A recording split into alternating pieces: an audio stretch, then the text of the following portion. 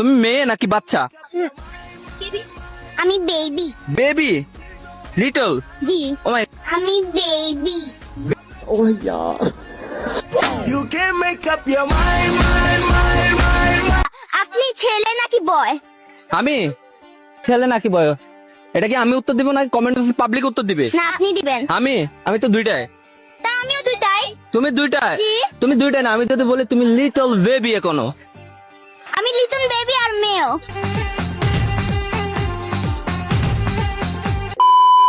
এখনো মেয়ে আমি। তাই? তো আমি কি ছেলে নাকি?